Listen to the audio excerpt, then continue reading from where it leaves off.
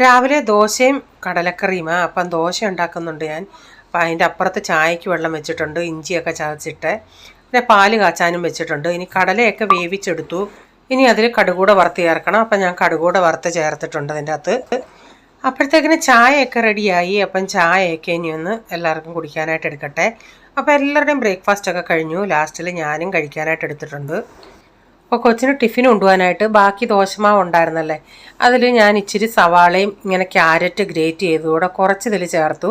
പിന്നെ ഒരു ഇച്ചിരി ഞാൻ അവിടെ മാറ്റി വെച്ചിട്ടുണ്ട് മുകളിൽ ഇങ്ങനെ ചേർക്കാനായിട്ട്. അപ്പോൾ നമ്മുടെ ഉണ്ണിയപ്പം ഉണ്ടാക്കുന്ന ചട്ടിയിൽ ഇച്ചിരി ഓയിൽ തേച്ചിട്ട് ഓയിലോ നെയ്യോ ചേർക്കാം. എന്നിട്ട് ഓരോ തവി മാവ് ഇങ്ങനെ ഒഴിച്ചു കൊടുത്തിട്ട് അതിൻ്റെ മുകളിൽ ഞാൻ ഇങ്ങനെ ഈ ക്യാരറ്റും സവാളയും ഇട്ടിട്ടുണ്ട്. എന്നിട്ട് അതൊന്ന് അടച്ച് വെച്ചിട്ടുണ്ട്. ചെറിയ തീയിൽ അതൊന്ന് വേവിച്ചെടുക്കാം. അപ്പോൾ ഒരു സൈഡായാണ് ഞാൻ അത് തിരിച്ചിട്ടിട്ട് മറ്റേ സൈഡും ചെറിയ തീയിൽ കുറച്ച് നേരം ഒന്ന് വേവിച്ചെടുക്കാമേ. അപ്പോൾ ഒരു ഇച്ചിരി നേരം 1-2 മിനിറ്റ് മറ്റേ സൈഡും വെച്ച് അപ്പം ഞാനിത് നോക്കിയാണെങ്കിൽ വെന്തിട്ടുണ്ട്. അതിങ്ങി കോരി എടുത്തിട്ടുണ്ട്.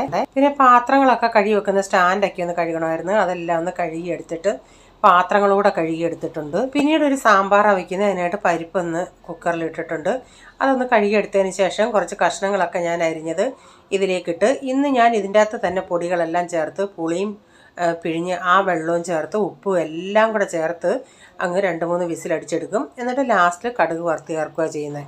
ചില സമയത്ത് പൊടികളൊന്ന് ചൂടാക്കിയതിന് ശേഷം ചേർക്കും. എന്നിട്ട് ലാസ്റ്റിൽ പുളിവെള്ളം ഒഴിക്കും. അപ്പം പല രീതിയിൽ ഞാൻ ചെയ്യും. ചിലപ്പം കഷ്ണങ്ങളെല്ലാം വേവിച്ചിട്ട് ലാസ്റ്റിൽ മസാലകളെല്ലാം മൂപ്പിച്ച് ചേർക്കും. അങ്ങനെയും ചെയ്യാറുണ്ട്. അപ്പോൾ ഇന്ന് എളുപ്പ പരിപാടിക്ക് ഇങ്ങനെയാണ് ചെയ്തത്. അപ്പോൾ അതങ്ങനെ അടപ്പത്ത് വെച്ചിട്ട് കുറച്ച് സാധനങ്ങൾ വാങ്ങിച്ചായിരുന്നു. സവാളയും തേങ്ങയും. തേങ്ങ എപ്പോഴും കിട്ടുന്നത് കുഞ്ഞ് തേങ്ങയാണ്. അത് നമുക്ക് തിരുമാൻ പോലും പറ്റത്തില്ല. അതുപോലുള്ള തേങ്ങയാണ് കിട്ടുന്നത്. ആ ഒരു ടൈപ്പേ വരുന്നുള്ളൂ. വെളുത്തുള്ളിയുടെ വില ഇച്ചിരി കുറഞ്ഞിട്ടുണ്ട്. കാ കിലോ 50 രൂപ, സവാള 40 രൂപ, ഉരുളൻകിഴങ്ങ് 30, ഈ തേങ്ങ 35, പിന്നെ പഞ്ചസാര, ഇങ്ങനെ കുറച്ച് സാധനങ്ങളൊക്കെയാണ് വാങ്ങിച്ചത്. അപ്പോൾ ലാസ്റ്റിൽ സാമ്പാറിന് കടുകൂടെ വറുത്ത് ചേർത്തിട്ടുണ്ട്. ഈ സമയത്ത് ഞാൻ കായപ്പൊടിയും കൂടെ ചേർത്ത്.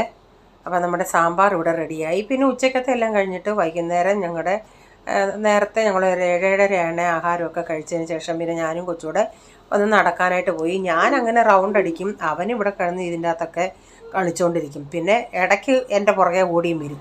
അപ്പോൾ ഈ വീഡിയോയുടെ ഫുള്ളായിട്ടുള്ള വീഡിയോ ആർക്കെങ്കിലും കാണാൻ താല്പര്യമുണ്ടെങ്കിൽ ഞാൻ ബിജീസ് കിച്ചൻ ചാനൽ വ്ളോഗിലിട്ടിട്ടുണ്ട്.